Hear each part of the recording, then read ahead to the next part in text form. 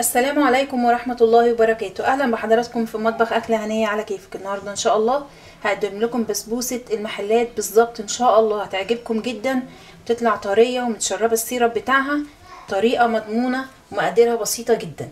اول حاجة معايا كوبايتين من دقيق السميد، حضراتكم بتقولوا للعطار دقيق السميد اللي هو بتاع البسبوسة الناعم، نص كوباية من السكر، نص كوباية من اللبن، ذرة ملح، 3 معالق من العسل الابيض، 3 معالق من السمنه، 4 معالق جوز هند، والبيكنج باودر هناخد منه معلقه صغيره. طريقه سهله وبسيطه، بس في تكات صغيره عشان تطلعها معاكم زي بتاعه المحلات واحلى ان شاء الله. بسم الله. اول حاجه بندخل دقيق السميد اهو في الطبق، السكر، جوز الهند، يعني يعتبر المكونات الجافه مع بعض، ذره الملح،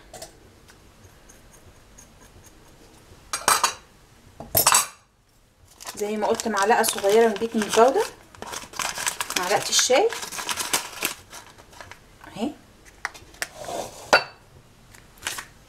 نقلب المكونات الجافه دي مع بعض كده،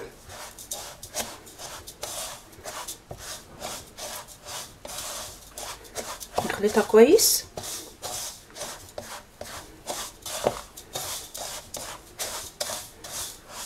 نخليها على جنب. نجيب بقى حله نحط فيها اللبن، السمنه، حاولوا تستكتروش السمنه عشان البسبوسه تطلع معاكم مظبوطه، و3 معالق العسل الابيض. دي بقى سر فظيع في البسبوسه، مش هقول لكم هتطلع ازاي ان شاء الله، لازم تجربوا بنفسكم.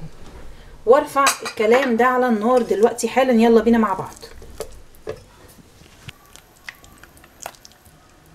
زي ما حضراتكم شايفين رفعت الحله بتاعتي على النار، وببتدي بالاسباتيول ادوب كل السمنه مع العسل مع اللبن.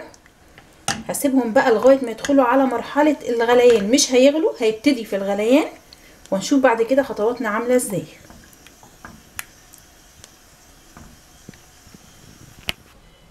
زي ما حضراتكم شايفين اهو سخن جدا، ما دخلش على مرحله الغليان، يا دوب بس ابتدى يعمل فقاعات من الجنب كده. طفيت النار عليه وكل المكونات دابت مع بعض. ننزل بيها بقى على المكونات الجافه بتاعتنا. بسم الله. وهو ايديكم بسباتيول كده، ونبتدي ان احنا نقلب بقى كويس جدا، ونغلف كل حبات السميد بالسائل بتاعنا، ما يبقاش فيه حبايه ناشفه، عشان تديكم ان شاء الله نتيجه كويسه كده بالطريقه دي كده. كل الجوانب وكل السائل يتشرب كويس قوي، عشان ان شاء الله تطلع معانا طريه زي اللي بناكلها من المحلات. الناشف ده مش عايزينه. ده الاسباتيول كده بتساعدني قوي في الحاجات اللي زي كده، بدل ما ان احنا نحط ايدينا وممكن نتلسع، لان هو بيبقى سخن زي ما حضراتكم شفتوا. نقلب كمان تقليبه كده محترمه اهو بالشكل ده كده، كل الجوانب كلها.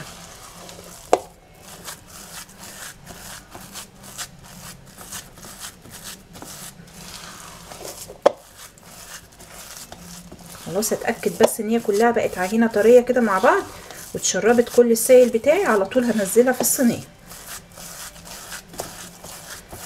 خلاص كده هي كده ما شاء الله اتشربت كله.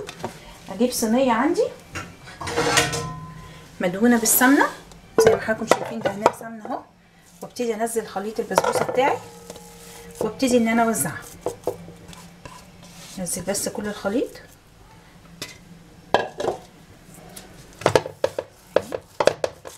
الاسباتيول كده، توزع معايا بمنتهى السهوله.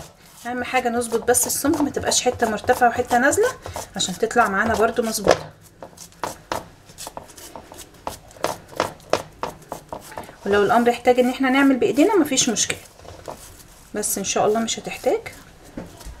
اهي. وهظبط بقى الحروف كده عشان تطلع ان شاء الله بسوا واحد.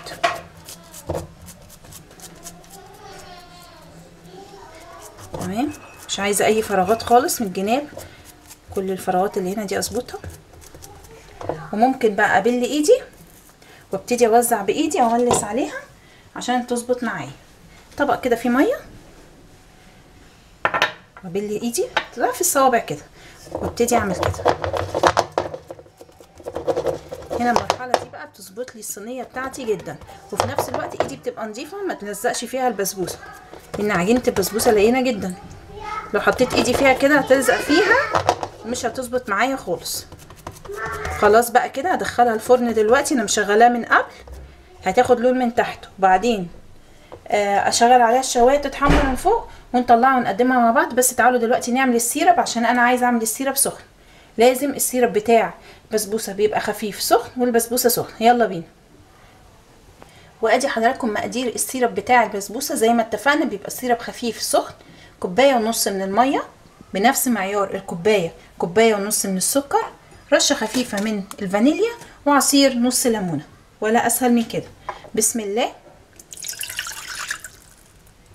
ليه انا بشتغل فيه دلوقتي والبسبوسه في الفرن زي ما قلت؟ عشان يفضل معايا سخن، ولو برد معايا مفيش مشكله ان انا ادفيه تاني، بس المهم يبقى سخن والبسبوسه طالعه سخنه عشان تتشرب معايا.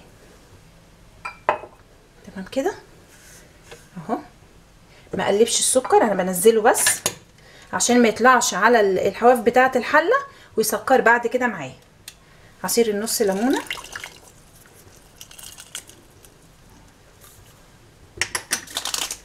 ورشه الفانيليا، وارفعه على النار. يا دوب هياخد غلوتين 3، يعني بنتكلم في 5 دقايق مش اكتر. زي ما حضراتكم شايفين ما حطيتش الظرف بتاع الفانيليا كله عشان ميبقاش ريحته نفاذه، يا دوب رشه بسيطه. هرفعه بقى دلوقتي على النار واسيبه يغلي 5 دقايق على ما البسبوسه تستوي ونيجي نقدمها ونسقيها الشربات مع بعض. ادي حضراتكم البسبوسه بتاعتي لسه طالعه حالا من الفرن سخنه. اول ما لقيت الحروف بتاعتها احمرت رحت طافيه الفرن ومشغله الشوايه، اخدت لون ذهبي وهي سخنه مولعه كده. والسيرب بتاعي اهو زي ما حضراتكم شايفين لسه سخن. نسقيها بسم الله. نسقي كل الجوانب، ما نخليش ولا حته ما فيهاش شربات. ما تستكتروش الكميه، هتتشرب كل ده دلوقتي حالا ان شاء الله.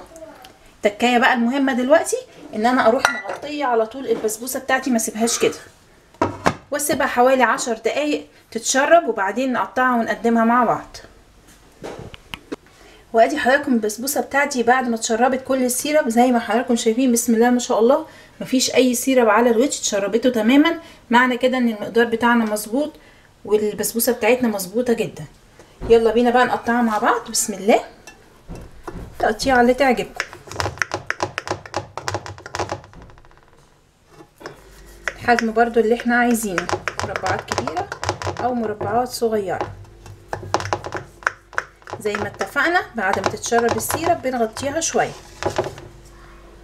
نيجي نقطع دي كده دي كده اهي، وهنا مربعات بقى عاديه.